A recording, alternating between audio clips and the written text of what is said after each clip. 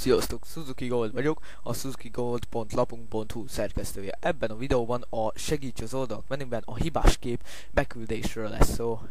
Előfordulhat lapunkon, hogy jobban látható legyen, hogy előfordulhat, hogy hibás kép található. Ugye itt látható, hogy a társoldalak listáján egy hibás kép van.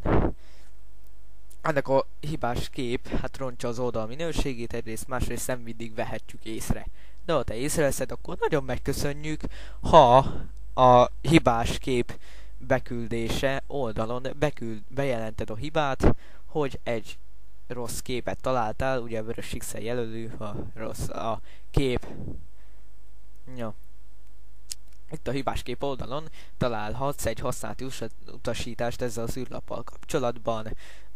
Nagyon egyszerű kis űrlap, összesen 4 mezőből áll, 5, meg egy kis négyzettel.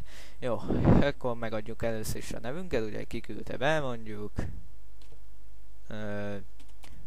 Suzuki Gold, e-mail cím suzuki.gold@citromail.hu. Jó. Urlok, ugye oldalsában van a hiba, ezért nem mindig tudhatjuk, hogy urla mutat-e úr címre vagy nem, ezért hát mit írjunk be most? Megadom a modját, mondjuk nem script, nem is oldalsáv, hanem mondjuk nincs úr címe. Hát oldalsávnak ugye nincs, illetve beírjuk a képet, összesen egy kép, illetve megjelöm, hogy oldalsávban van a hiba, ugye oldalsáv, és akkor beírjuk a biztonsági kódot,